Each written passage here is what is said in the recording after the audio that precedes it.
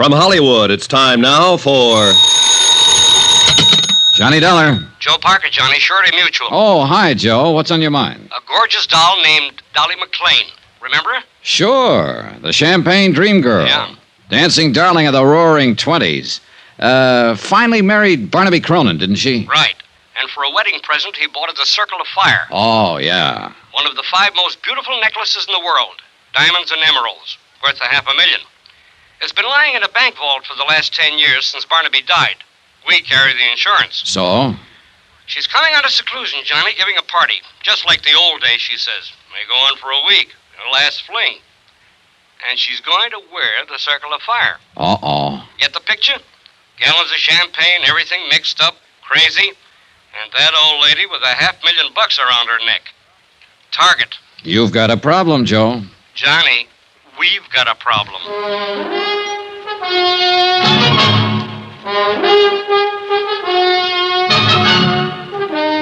Tonight and every weekday night, Bob Bailey in the transcribed adventures of the man with the action-packed expense account, America's fabulous freelance insurance investigator. Yours truly, Johnny Dollar.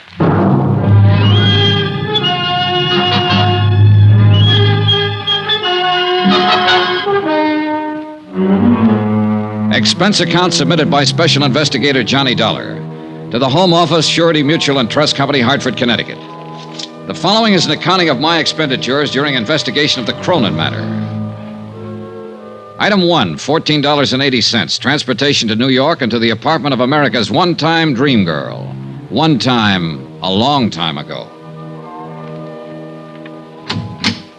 How do you do? I'm Johnny Dollar. I believe Mrs. Cronin is expecting me. I'm Mrs. Cronin, and yes, I am expecting you.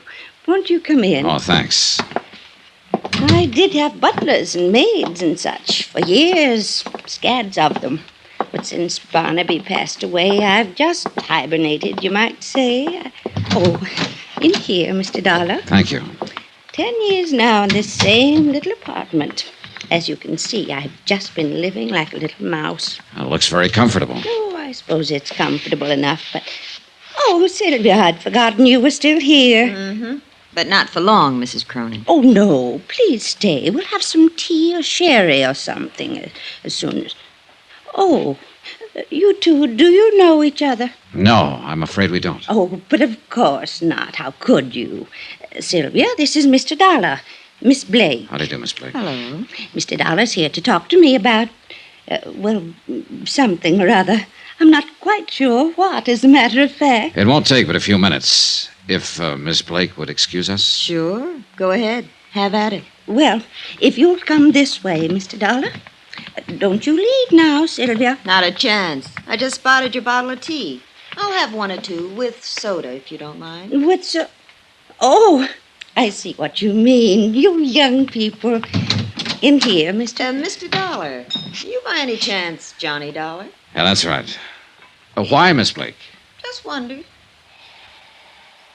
Well, here's looking at you.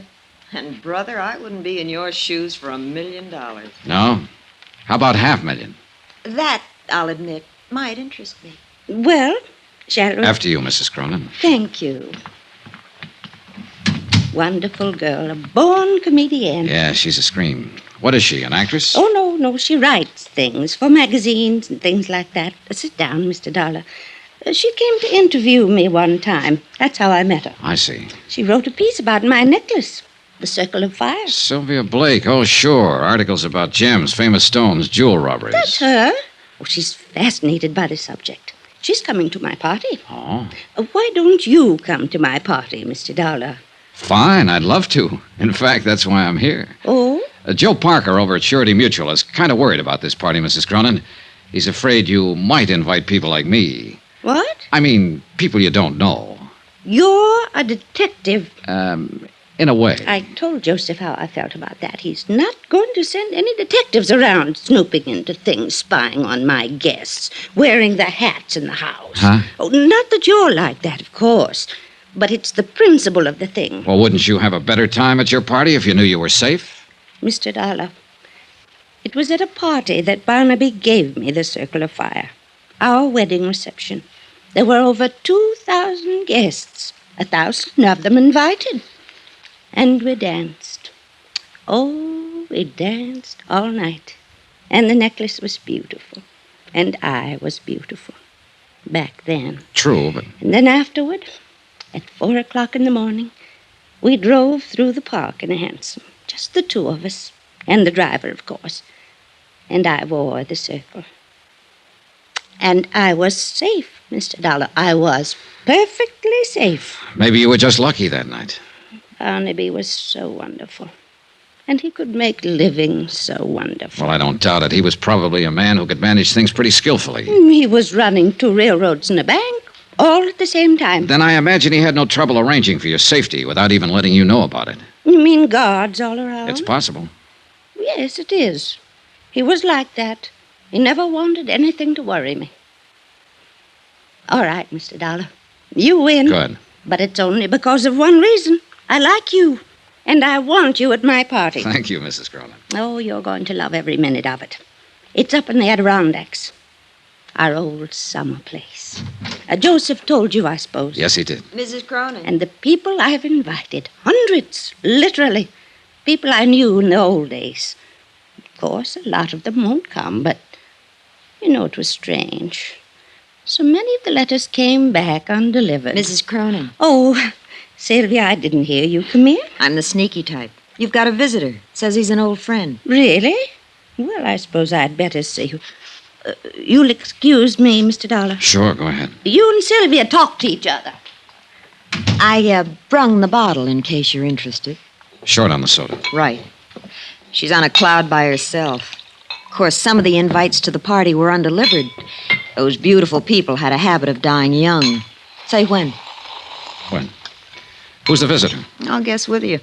Looks like an overgrown leprechaun. Said his name was Shorty Weber. Shorty Weber. You know him? I know of him. An old-time song and dance man, among other things. She probably worked in a show with him back in those dear dead days. Anyway, he's got an invite clutched in his sweaty little palm. Another freeloader, I suppose. Aren't we all? I am, yes.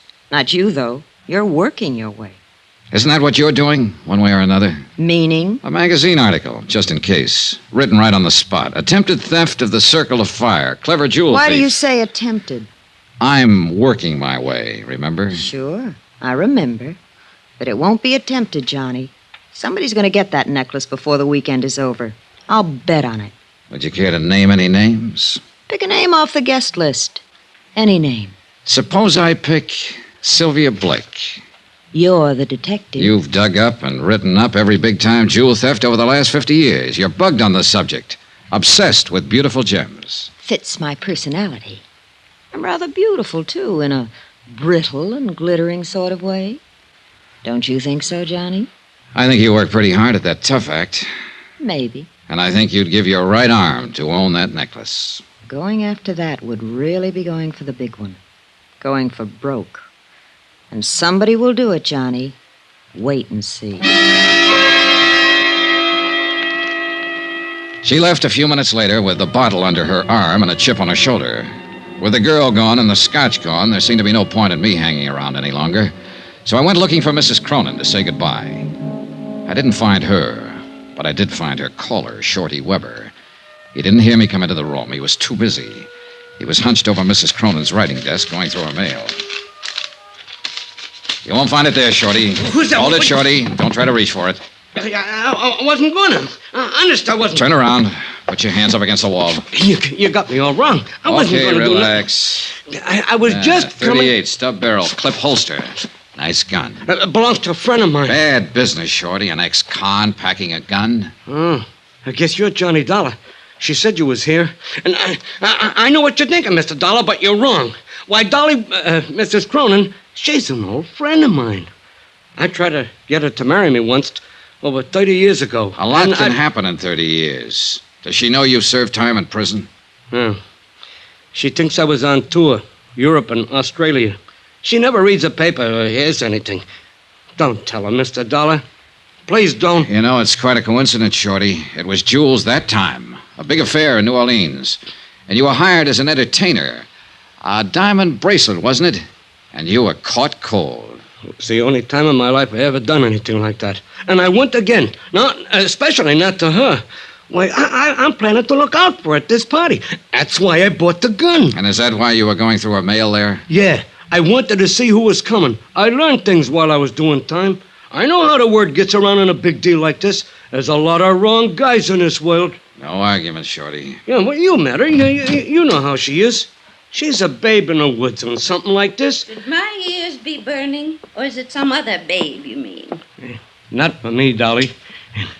You're the only babe I ever could see. Oh, Shorty, you never give up. Oh, do you two know each other? Not exactly, but we found we had a mutual friend. A certain state prison warden. Oh, how nice. Shorty's always doing benefits at those places. Dolly. Yeah, that was it. He did a benefit there. Oh, well, I'll bet you went over big. Well, you know. You're too modest, Shorty. Why, they loved him, Mrs. Cronin. Hated to let him leave. Yeah. Well, speaking of leaving, I got a shove now. Don't take any wooden nickels. It was crazy and corny and sad. The whole idea. I guess the sadness of it hit me when I was saying goodbye to Mrs. Cronin at the door. The gaiety slipped for a moment, and suddenly she was old and tired. And at the same time, she was a scared little girl. And then she said something strange, and the shivers ran up my back. Do you believe in premonitions, Johnny? Well, I have a hunch now and then. Well, whatever it is, it's the reason I'm doing this. Having this party. One last fling, you might say, before it's too late. Oh, come now. You're still a young woman, Mrs. Cronin. No. I'm old, Johnny. I've been old for years. Since Barnaby died. We loved each other so, but that's not what I mean. I've had this premonition lately. What sort of a premonition? That something awful, something terrible is going to happen to me.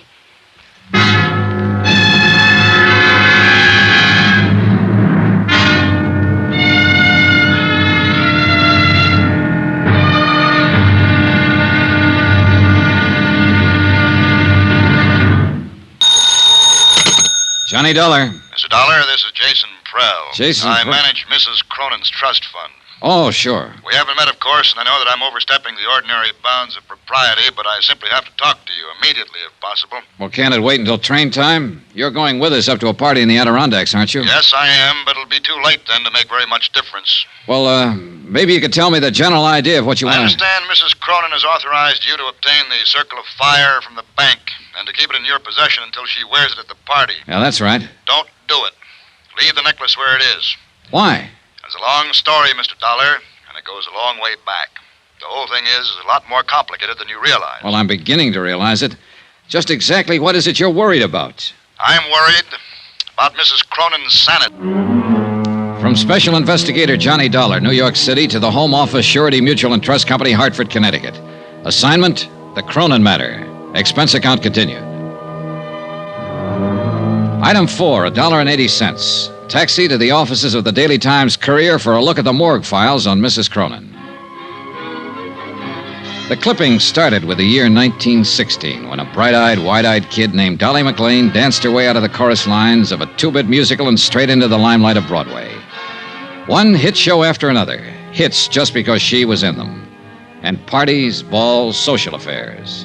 The Dancing Darling. A critic tagged her with a name in her first write-up, and the name stuck. So she danced away the mad, crazy years that followed World War I. And like everybody else, she lived it up. There were rumors of engagements, love affairs, the Baron this, Count that, one after another. Shorty Weber was mentioned a few times. And Jason Prell was in from the beginning, as a promoter, though, a business manager, not as a lover. Her friends were mentioned, hundreds of them. Then Barnaby Cronin came into the file. Boy wonder of the business world, the Golden Prince. Engagement, marriage, and Barnaby's fabulous gift to his new bride, a $500,000 necklace of diamonds and emeralds, the Circle of Fire. Then Barnaby's sudden death, Mrs. Cronin's seclusion. End of file. Expense account item 5, $24.30, transportation, hotel, and incidentals. and a taxi to the railway station to find the special coach Mrs. Cronin had chartered to haul her guests to the Adirondacks and to her Roaring Twenties weekend party. I purposely got there early, but one of the guests was even earlier. Mr. Dollar, wait. You are Mr. Dollar, aren't you? That's right, but I don't think... Jason Prell. Oh. I thought you might come down early to meet the bank messengers. Thank heaven you did. Well, I'm afraid I don't... Dollar, I've known Dolly McLean and Mrs. Cronin for over 35 years. All that time, I've managed her business affairs, arranged her personal contacts, been like a father to her. Yeah, I've read the newspaper clippings. Newspaper stories can be misleading sometimes. They build things up. Sensationalism. It's true, of course, that Dolly and I had some quarrels. Who doesn't? In spite of everything, I was still her best friend. Go on. I know Dolly, know her better than anybody else in the world. I know how she's gone downhill since Barnaby died, especially in the last year or so. And I know this whole idea is the worst possible thing she could do. Have you tried talking to her along that line? She won't listen. She's dead set on it. I'm hoping you can help. How? Point out to her how dangerous it is to go off into that isolated place with a piece of jewelry as valuable as a circle of fire. It's worth a fortune. Somebody's bound to try to steal it. I still don't get what you're driving at, Mr. Prell. But I just told you. It's the risk that's involved. To whom? Mrs. Cronin, of course. She knows about the risk. She's willing to take it. She doesn't know what she's doing. Hey, you said something on the phone about her sanity. Are you trying to imply that she's... No. Not yet. But she's not well. She's burned herself up back in those early years, and she hasn't much left. The only thing that keeps her going has a crazy kind of belief. Belief? Dolly believes in people. So do I, Mr. Prell. Well, yes, of course. But Dolly's whole thinking hinges on it. All the people she knew back in the heyday, the people she calls her friends, in her book, they can do no wrong. She lived in a dream world, still does, like a fairy princess. But it never really existed. Things weren't like that back in those days, Mr. Dollar. So I've heard. Most of the people she thought of as friends were only trying to use her. Barnaby and I would block them off, take care of things when things had to be done, and let her go on living happily in her never-never land. And now, that's the only land she has to live in. Is that what you mean? Exactly. Why, some of those friends would cut their mother's throat for a tenth of the value of the circle of fire. Those are the guests she'll have at their party. Well, I've already been told once that somebody will steal that necklace before the weekend is over. Do you want to add your prediction? I think somebody will try. And that's all that's needed to start that dream world of hers falling apart and to make her face things the way they are. May I ask you a question, Mr. Prell? Oh, yes, of course. This trust fund you're managing that her husband left for her, just how big is the setup?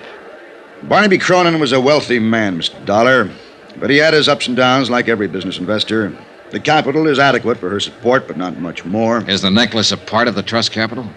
It's her own personal property. Otherwise, I could have prevented it from being taken from the bank. You have complete control of the trust, then? Yes. Barnaby knew that she had no understanding of business matters. I see. She's old, Mr. Dollar. Older than her years. Tired. All that keeps her alive is her belief in the past. Yeah, her dream world, where everybody loves her and protects her, where she's still a dancing darling. And if that dream world is destroyed, she'll be destroyed along with it. Now, phone the bank, Mr. Dollar. Ask them not to bring that necklace here. I'm afraid they think I was crazy. Why? Because I've got it with me, Mr. Prell. I picked it up myself 2 hours ago. Then heaven help us all.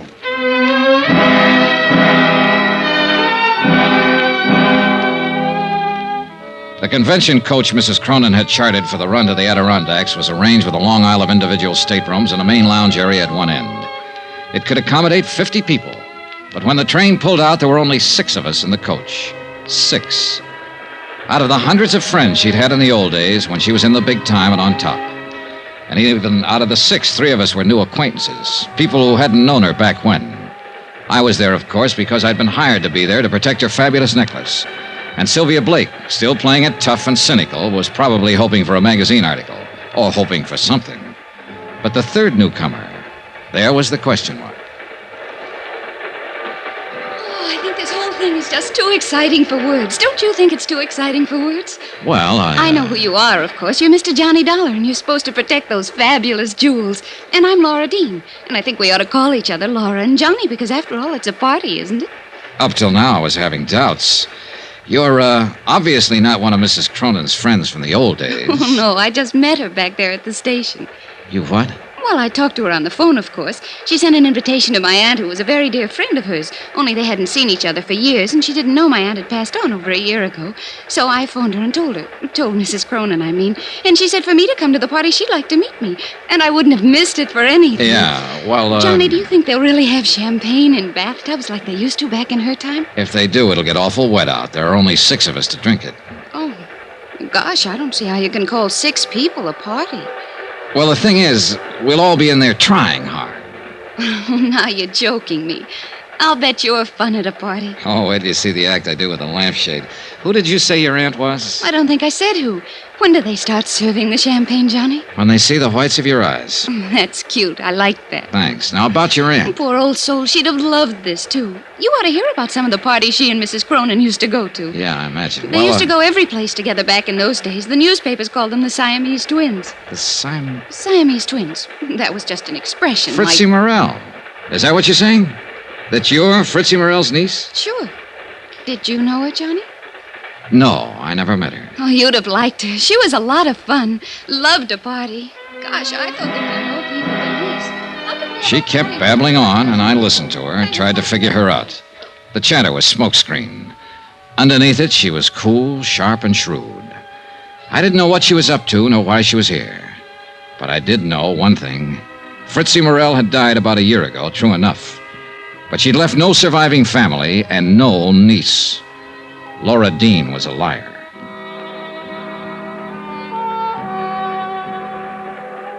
I hadn't seen Mrs. Cronin since we pulled out of the station. She'd greeted us, then gone right to her stateroom and stayed there. And when I saw Jason Prell come hurrying from that direction, I could read the look on his face even before he reached me. Mr. Dollar, please. Mrs. Cronin? Yes, go to her at once. What is it? What's wrong? She was suddenly taken ill, very ill. Hurry.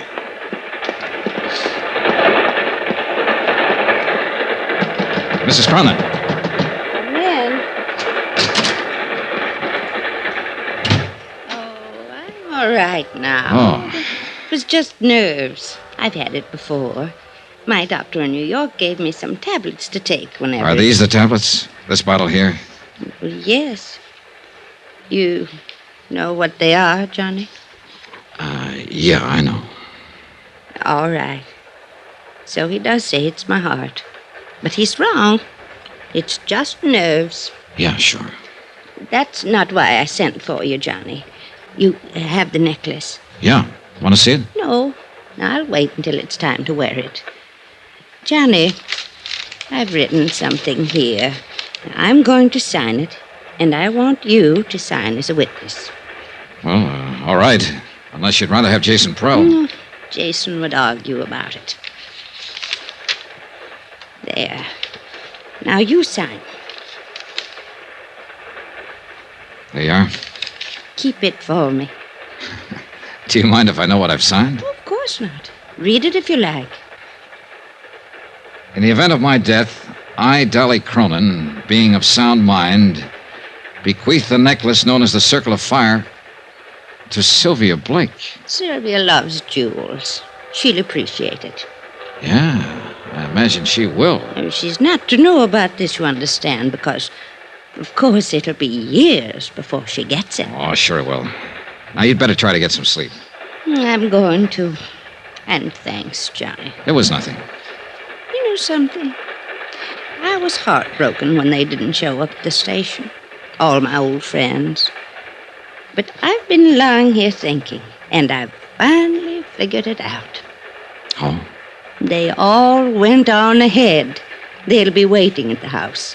They're trying to surprise me. Don't you think so, Johnny? I said, yes, I thought so. But I was lying, because I didn't think so. But she was still a dancing darling, and she had that way about her. You wanted to protect her. I didn't go back to the lounge. I walked down the corridor to my stateroom. It was night by then, and the corridor was only dimly lit. My stateroom was dark. When I opened the door, I caught a bare flash of movement. Too late. Oh!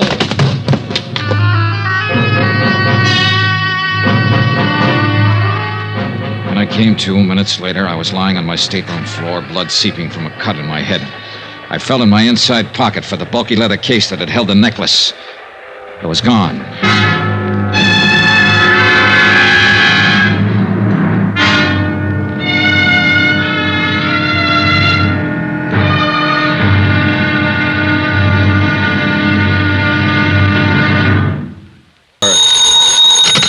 Johnny Dollar. Hello. Dollar? You're the Mrs. Dollar that's been trying to phone me? Is this Dr. Bigby? That's exactly who it is, and I'm very busy right Look, now. Dr. Bigby, I want you to come out here just as soon as possible. It's the old Cronin summer place about 5 miles up the river from where... Oh, I know where it is, I know. What are you doing up there? The house has been closed for years. Mrs. Cronin opened it up for a party this weekend, but she was taken ill on the train coming up, and I want... Is Dolly out there? Yes, she's the one I want you to look at. So she's back. After all these years, she's come back. She had a prescription from her doctor in New York, but she's taken the last of it. It's apparently her heart. I'm sorry, Mr. Dollar. I'm very busy tonight. Oh, what? Much too busy, and then there's a storm coming up, and I have a patient someplace, I think. Now, wait a second. If you're a friend of Dolly's, Mrs. Cronin's, do one thing. Take her back to New York. Now. Tonight. Get her out of here. Fast. Before it's too late. From Special Investigator Johnny Dollar at Wells Falls, New York, to the Home Office, Surety Mutual and Trust Company, Hartford, Connecticut. Assignment, the Cronin matter. A $500,000 necklace. Expense account continued. Item 7, $5.40, taxi. I figured I'd find Dr. Bigby in one of the local pubs, but I covered them all in about 30 minutes. No sale. And unfortunately, Bigby was the only doctor in Wells Falls. Worse, the local druggist couldn't fill Mrs. Cronin's prescription. The nearest chance was Tupper Lake, 25 miles away. Back out at the Cronin place, I turned the taxi over to Jason Prell, Mrs. Cronin's business advisor, and he took off for Tupper Lake to look for the medicine. Then I went looking for Mrs. Atherton, a village woman who had been housekeeping on the estate since the place was built. I found her in the kitchen. Storm's brewing up, coming out of the mountains. It'll hit us before morning. They always come in the night. I guess you've seen a lot of storms in these hills, Mrs. Atherton. Lived here all my life, never been out of them. It's Miss Atherton, not Mrs. Oh. She's the missus up in the bed, even if she is a widow. Little Dolly, Mrs. Cronin, till death do us part. Did you know Barnaby Cronin, Miss Atherton? Yes, I knew him. Of course I knew him. I worked here. Oh, yes, you were here then. What kind of a man was he? Like any other man. Not according to Dolly, Mrs. Cronin. She apparently worshipped him. Still does, in fact. Dolly's always worshiping something. Everybody was always worshiping her. She had us all dancing to her tune, and without even trying. You knew her back then? She was born and raised here in the village. I thought everybody knew that. No, that's what I missed. Well, we used to work together, waiting tables at the summer hotels around here. That's where Jason Prell saw her. Told her she ought to be on Broadway. She left the town the next week. Didn't come back again till after she and Barnaby was married. And she got him to spend a fortune to build this place for her. Well, I guess he had the fortune to spend. Oh, yes. She married well. Count on Dolly for that. Always got whatever she wanted and never even had to ask. Things were just given to her, always. Yeah, probably so. But she's been pretty generous herself. Like keeping you on here, for instance, when the house has been closed up for years with nobody using it. Oh, she's the dancing darling, all right to the end. Well, now, if you'll excuse me... There was something else I wanted to ask you, Miss Atherton. I'm not one to talk ordinarily, but you got me started. Well, this is not about Mrs. Cronin, at least not directly. She was taken ill on the train. I don't think it's serious, but I wanted a doctor to look her over. The only one in the village seems to be a man by the name of Bigby. Bigby? He's the coroner here, but he's not a doctor. No? Oh, not anymore. Still calls himself one, but he lost his license 10 years ago. He's a drunken sot. Yeah, I kind of figured. But he sobered up fast when I told him on the phone that the patient was Mrs. Cronin. He refused to come out, told me to get her away from here fast, and then he hung up on me. Forget him. He couldn't do her any good. But I'd like to know why he acted that way. Do you happen to know any reason? Bigby is a drunk. Who knows what his reasons are? I thought you might. Better ask him. What difference does it make anyway? He can't help her. Nobody can. What do you mean? She's come back, finally. For the first time in all these years. Took sick on the train. That wasn't any surprise to her. She knew it was going to happen. Well, I guess she halfway knew. She knew. It's like with an animal. When it's hurt or sick and it comes home to die, and that's what she's done. She's come home to die. No, I think you're wrong there, Miss Atherton. I don't think she's anywhere near that sick. Barnaby didn't think so either when he came back here to die. Barnaby died here? Yes, in this very house. A heart attack, it was called. He came up on the afternoon train and... That's strange. It was the same kind of night. A storm like tonight. Strange how things move in patterns. Were you here with him, Miss Atherton? Barnaby died alone. And the doctor? Bigby? Miss Atherton was the doctor. I'm sorry, I was thinking. The bridges were washed out. Bigby didn't get here till the next morning. Wouldn't have mattered. He couldn't have done anything. Nobody could have. When it's time for a thing to be done, it's done. Nobody can stop it. Nobody. It was a strange evening, ominous and oppressive, with a feel of violence in the air. Even the house itself added to the feeling. Furnished lavishly in a style 30 years forgotten, it seemed garish now, old and tired and lonesome. Like Mrs. Cronin herself, who'd planned a grand party for all her old friends, and instead lay ill and alone in a bedroom upstairs. The Queen gave a party, and nobody came. All dressed up, no place to go. Yeah, gloomy evening. Jason Prell came back from Tupper Lake with a medicine. Miss Atherton served a dinner of sorts, served it in silence, and we were left to our own devices. 5 guests in a mansion built for 100. Prell stayed pretty much to himself. Lovely Laura Dean, with that air of knowing innocence, inveigled Shorty Weber into teaching her some of his old dance routines. And they cranked up an old phonograph in the music room. And me, I just stood at an open window and watched the rain come down and tried to think. That's the perfect touch. It's exactly what the evening needed. That music? Now, Sylvia. Really cornball, isn't it? No, Johnny. I meant the thunderstorm. An isolated old mansion, fabulous necklace of diamonds and emeralds, weird housekeeper, a hostess lying ill, and now rain. Shades of a House of Usher. That'll make a good lead for your magazine story. I should have stayed in New York and just written it, not lived it. Oh, I thought you were the big take-a-chance girl, Miss Blake. Danger, mystery, adventure. Don't those things appeal to you? Maybe. Is there any of that lying around somewhere? There may be, before the night's over. Well, all I can see at the moment is sheer boredom. You have to know where to look. In the bottom of that Scotch glass, for instance? Oh, just killing time. Oh. I've been wanting to ask you, Johnny. How'd you get that cut on your head? It's a long story. It happened on the train, I know that. You didn't have it when we left. A sudden stop. I fell over my suitcase. Sure you did. Backwards. Huh? It's on the back of your head. Somebody made a try for it, didn't they? On the train coming up. Well, I don't know what they were trying for. There wasn't time to ask. Maybe they even got it. That's the way you were betting, wasn't it? That it wouldn't be just an attempt. That somebody was going to get it and get away with it. Did they? Is that what happened? Is it gone? All right, just stand there and grin then. Oh, rain. I'm going back to the city tomorrow. You are? Well, don't smother me with your pleading. No, stick around, Sylvia. Things may get better, including the music. You know, in a way, I hope somebody did get the Circle of Fire. Why? What good is that fabulous necklace doing her now, lying up there? She's had everything she ever wanted. Life's been too easy on her. She doesn't deserve it. She ought to lose it. Her life or the necklace?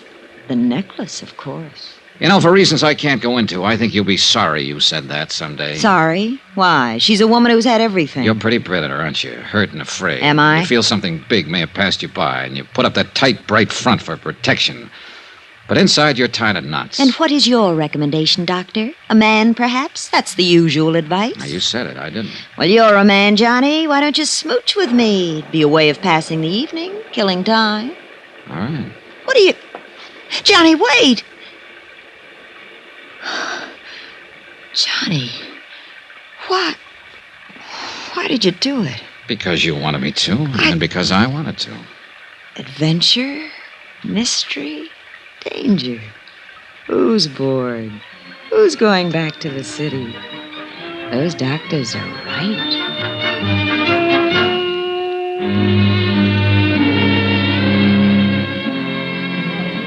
Mr. Dollar, could I talk to you for a minute? Why not, Shorty? What's on your mind? I don't know exactly why you called us all together in It here. was Mrs. Cronin's idea. She set it up with me earlier. Well, it ain't got nothing to do with what I want to say. You seen me in a bad light there yesterday at Dolly's apartment. Well, You found a gun on me. You know about my record. It made it look bad. I know it did. But so help me, Mr. Dollar, everything I told you was the gospel truth. yeah. I'd break my arm before I'd do anything to harm Dolly in the least bit. You see, I've been in love with that woman for 35 years. Like to broke my heart when she married Barnaby. But I always knew I didn't have no chance right from the start. She was up there, big, somebody. Me, I was a nobody. But I'd still die for her any time.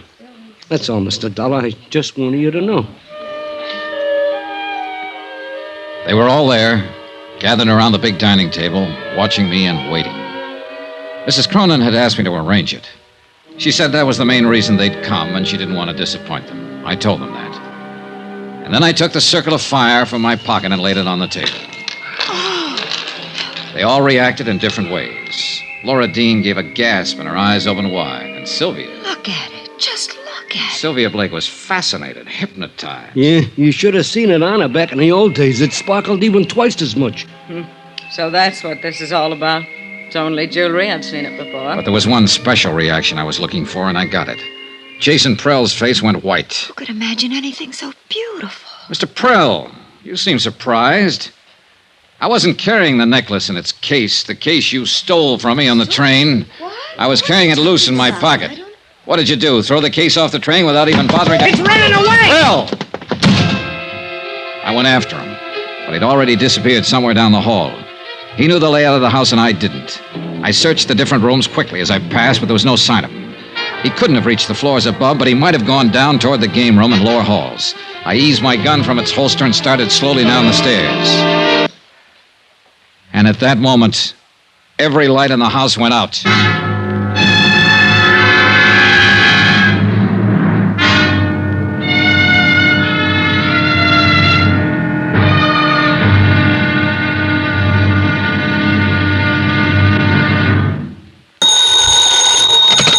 Johnny Dollar.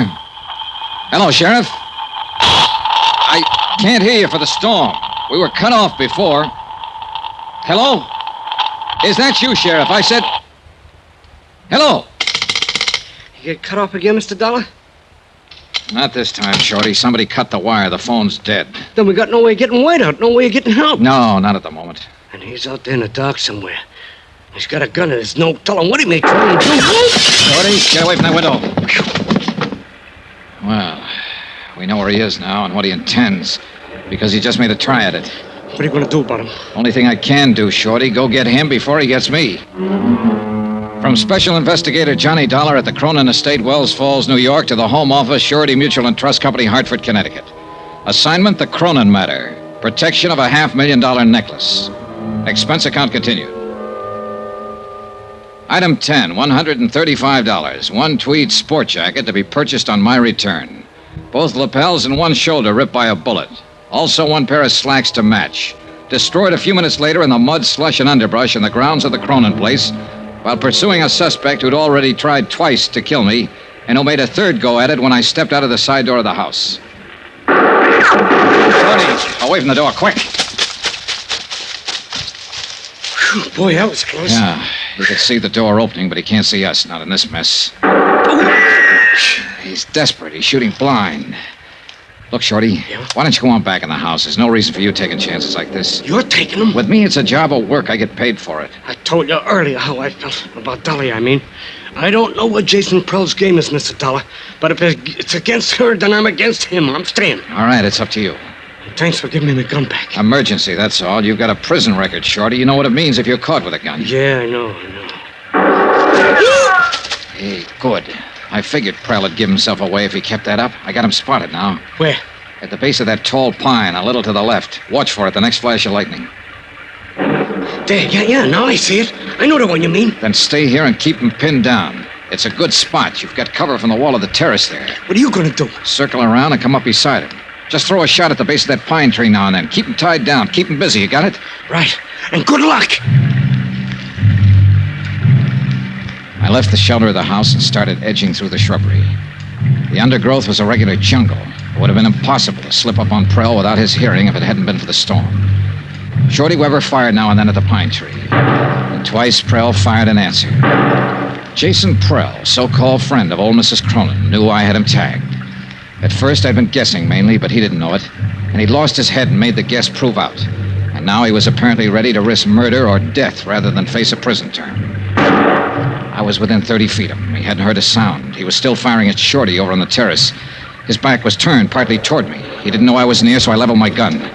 "Get your hands up, Prell. Drop that gun. You're covered." He whirled, peering into the darkness of the bushes, trying to see me.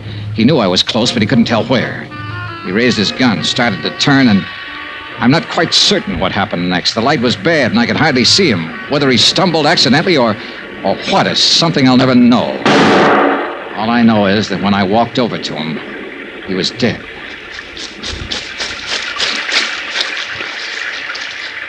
He was no good, Mr. Dollar. I always thought so, but Dolly swore by him. He had her fool. What about Barnaby, her husband? He couldn't stand Prell at first. Later, they got as thick as thieves. Yeah.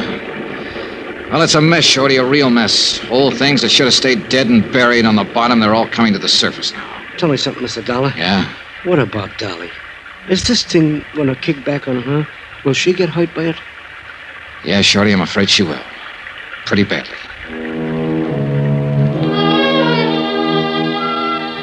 It was deep into the night, edging toward dawn, when I got back to the house.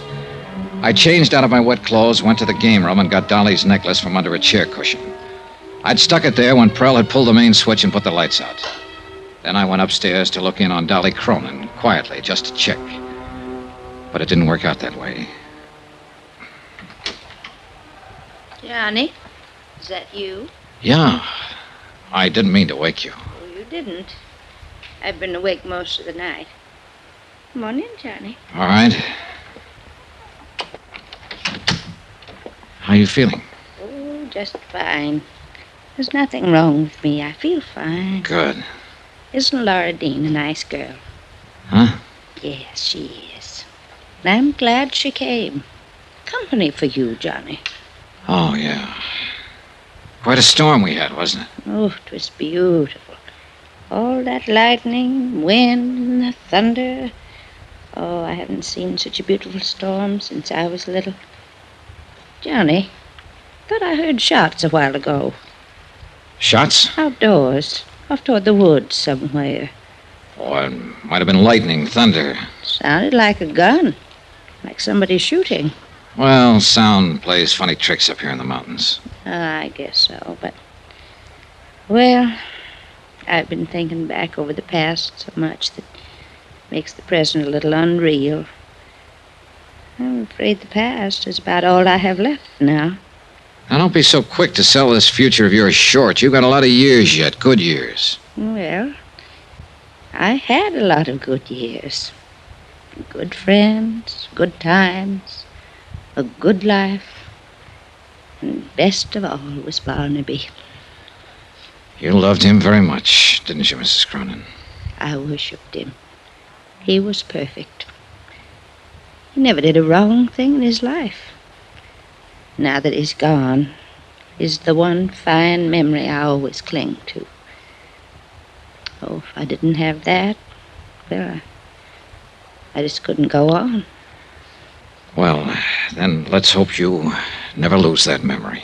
Of course, there were other good friends, too, over the years, like Jason Prell. He is so quiet and withdrawn, it takes a long time to get to know him. But he's been such a good friend to me. He's so patient with all this silly ignorance of mine about business problems. Yes, I'm sure he has. I just don't know what I'd do without him. Yeah. Now, don't you think you'd better get some sleep? In a little while. You know, Johnny, it's funny how things work out. In what way? I was born and grew up right here in this village. Yes, your housekeeper, Miss Atherton, told me the two of you were girls together. We were inseparable. Like I said, I grew up here and then I went away. And Barnaby and I came back and built this house. And we went away again. There were always so many places to go, new things to do. It's a big world, isn't it? And finally Barnaby came back for the last time. And died here. All alone, poor boy. And now I've come back. The place where I was born. Everything finally comes home, doesn't it, Johnny? Yes, nearly always. I'm very tired. I think I will sleep now. Be good for you. The necklace, Johnny, do you have it with you? I sure do. Here you are. So beautiful. And so many memories. All so long ago. Put it on me. Will you, Johnny? Of course. Raise up now. Just a little. There. How do I look? Sweet enough to kiss. Well? Nice. You go to sleep now. Yes, sir. I'll only look at the necklace for 1 minute only. Then I'll take my pills and go to sleep. And then I'll dream up a dream. A great big dream. Good night. Dancing, darling. It's been a long time since anyone called me that. A long, long time. Good night, Johnny. And thank you. I left her and went downstairs and rustled myself a pot of coffee. I sat down by an east window and drank it cup after cup and watched the morning sun come up. Dream a big dream. Well, before many more hours, she was going to need a big dream. There was no way of keeping it from her, all of it. The fact that Jason Prell was dead, shot, that he'd attempted murder and tried to steal a necklace. And worst of all, that her beloved Barnaby had probably been as big a crook as Prell. Is it all right if a girl who can't sleep sits this one out with you? Sure. Pull up a chair, Laura. Like some coffee? Just black, thank you. I guess it wouldn't do much good to ask you what's been going on around here all night. Something has? Like I said, I guess it wouldn't do much good. Here's your coffee. Oh, thanks. That's how I found you. Just followed the smell of this coffee. Good. I guess if I said I heard somebody shooting up the place during the storm, you'd just say, really? Never use the word. And I guess if I showed you that broken window over there, you'd say maybe a pigeon flew in. Might, if I happen to think of it. I'm sorry all this kept you awake. Oh, don't apologize. I probably wouldn't have slept anyway. Why not? Guilty conscience? Don't be silly. I didn't even do it. Do what? Whatever it is I'm supposed to feel guilty about. Lying is what I had in mind at the moment. Oh, I do that all the time, but I never feel guilty about it. I just call it making up things. Like claiming you were the niece of Fritzie Morel, Mrs. Cronin's oldest friend. Gosh, went down my windpipe. Like claiming you're Fritzie Morel's niece. Mostly I drink tea, but you already had the coffee Like made. claiming you're Fritzie... All right. How'd you find out? Nothing very spectacular. She just didn't have a niece. I wasn't sure, but I thought she must. Everybody her age has at least one niece. What was the idea? Well? Well, I lived in the same rooming house she did. She liked me, talked to me a lot before she died last year. So when the invitation came last week, I got the idea of going as her niece. I didn't mean any harm by it. I just wanted to go to the party. All right, relax. That's about the way I figured it. Well, it turned out to be quite a party, didn't it? I hope I never see another one like this as... Johnny, what's wrong with her? It was Miss Atherton. I got up slowly from my chair as she walked toward us and then stopped a few feet from the table. Her eyes were fixed on something far away, and the look on her face was strange and grim. I think I knew even before she spoke. Mrs. Cronin is dead.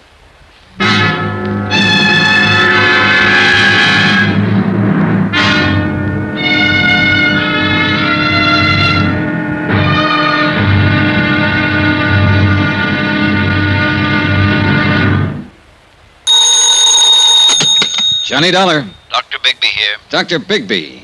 I'm asking you for the second time now to come out to the Cronin place. I told you last night, Mr. Dollar. The circumstances are different now, a lot different.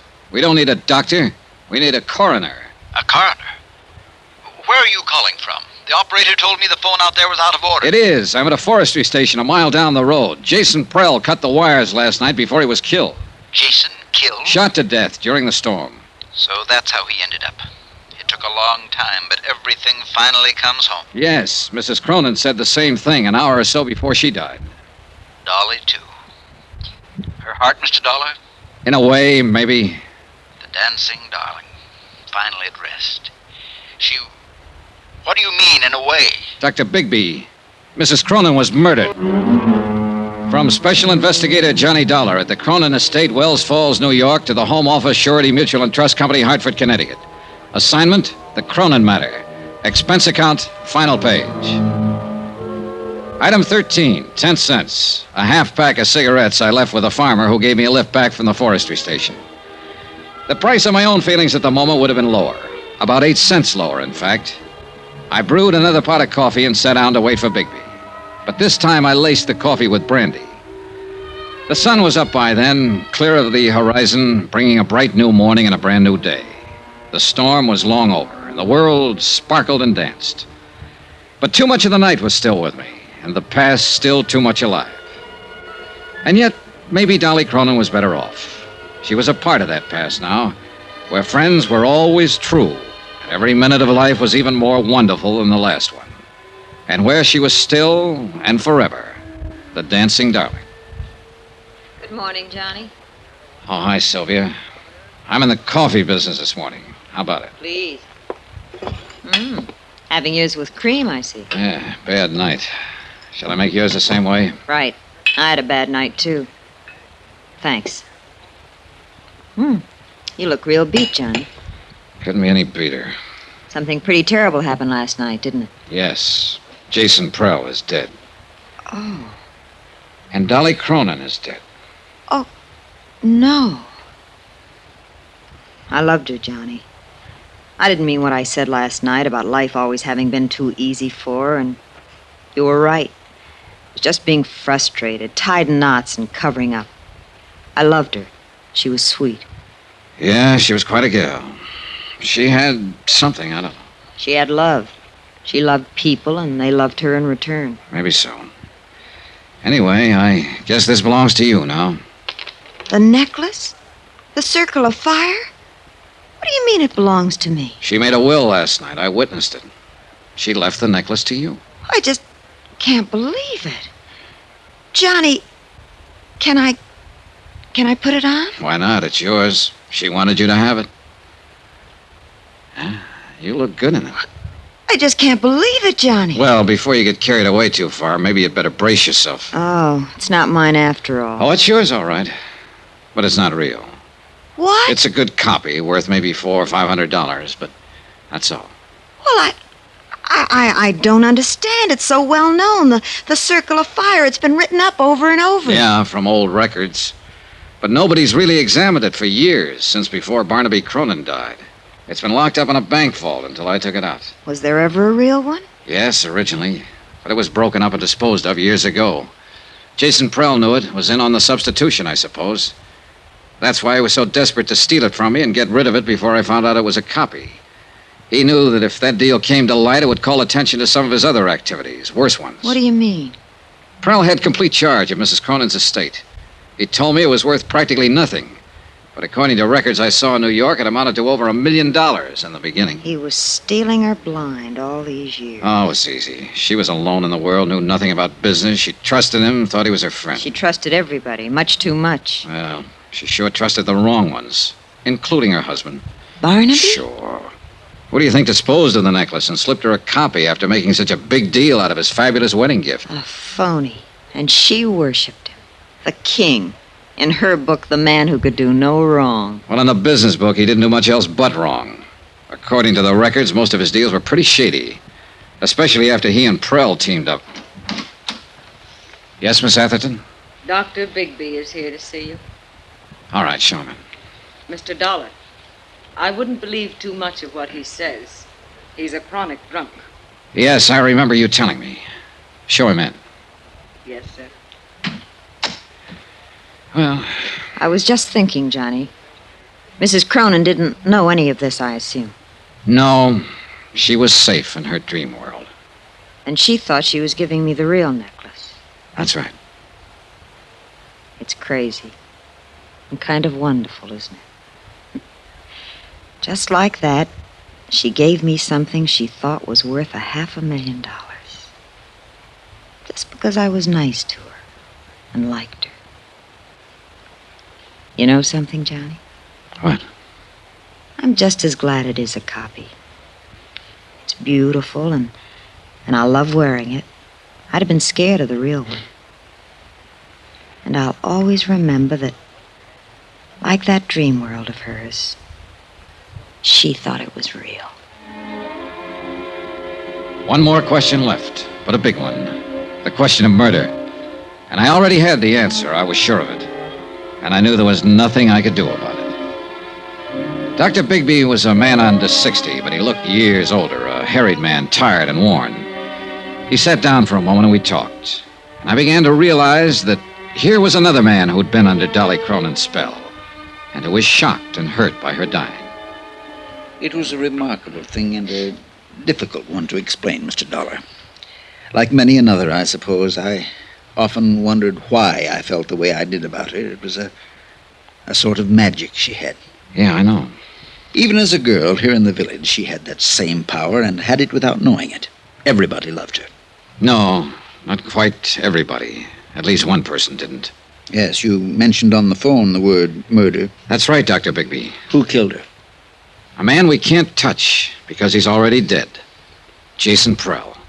Well, he's done about everything else, I guess. I wouldn't put it past him. What do you base it on, Mr. Dollar? A bottle of pills. Prell supposedly went to Tupper's Lake last night and got a prescription filled for Mrs. Cronin. She took some of it this morning, an hour and a half before she died. There it is. I'd seen the bottle on the train coming up with a few tablets left on the same prescription. And these are different. Well, you're right on one count, Mr. Dollar. Those aren't what the prescription calls for. What do you mean, one count? I talked to the druggist at Tupper's Lake on the phone last night. He told me about Jason being in. All right, it still stands. He had the prescription filled and then changed the tablets, substituted these. It's possible. Would you happen to know what they are without having them analyzed? I've got a pretty good idea, but I'll wait until I've examined her before I'll say positively. Mr. Dollar, I'd like to explain why I wouldn't come out when you called me last night. Yeah, I wish you would. I'd been drinking. So I gathered. I'd been drinking that other time, too, and I'd made a mistake. I didn't want to make another one. Just what do you mean? When Barnaby Cronin died here, I signed the death certificate. Yes, I know. I hadn't treated him. He was dead when I came out. I called it a heart attack. I was drunk, and I was wrong. Barnaby was poisoned. Go on. I didn't suspect it until later, and then I was afraid to do anything about it. I'd signed that certificate, and I knew it would break me. So I kept still, and I consoled myself with drink. And finally, it broke me. So the same end result was achieved. Look, Dr. Bigby, if Barnaby Cronin was here alone, then how was he poisoned? Alone? He wasn't alone when he died. She was here with him. Mrs. Cronin? Of course not. Why do you think he was always making trips up here, always by himself? I didn't know he was. For years, every week or two, the whole village knew about it.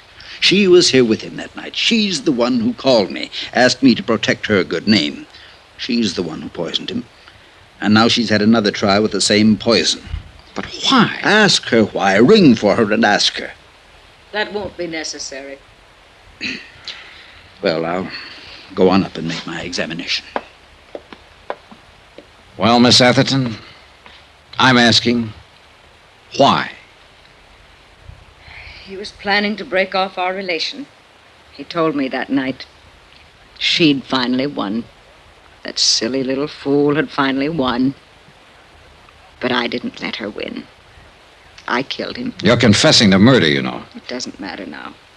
I've accomplished everything I meant to accomplish. So it was you who changed the tablets in her prescription bottle and substituted the poison.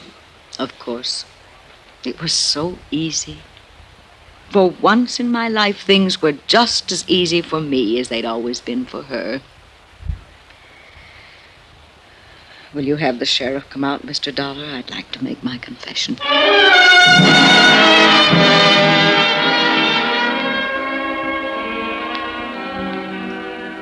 It's odd how things work out sometimes, Mr. Dollar.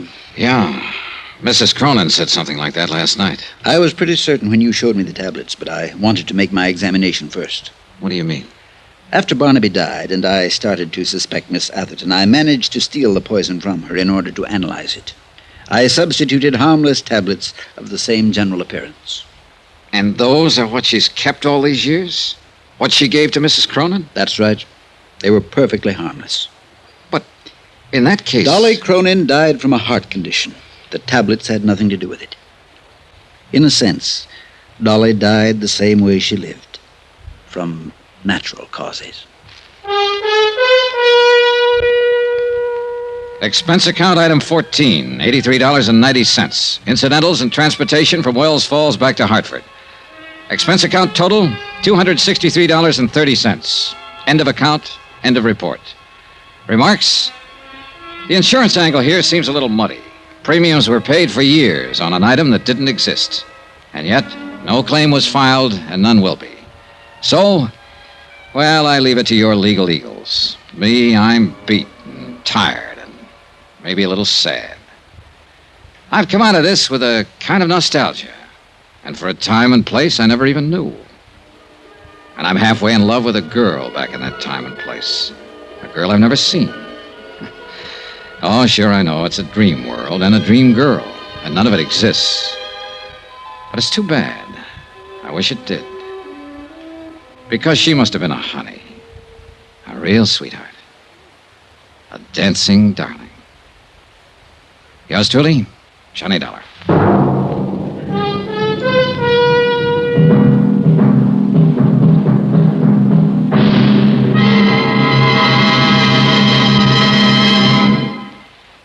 Remember, please, there'll be a new exciting story on Johnny Dollar beginning next Monday. Next week, the story of a man worth $50,000 who didn't have a cent to his name. Join us, won't you? Yours truly, Johnny Dollar.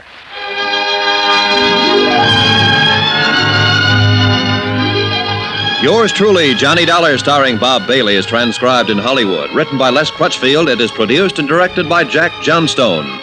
Heard in this week's cast were Virginia Gregg, Shirley Mitchell, Vivi Janis, Barbara Fuller, Benny Rubin, John Daner, and Parley Bear. Musical supervision by Amerigo Marino. Be sure to join us on Monday night, same time and station, for another exciting story of Yours truly, Johnny Dollar. Roy Rowan speaking.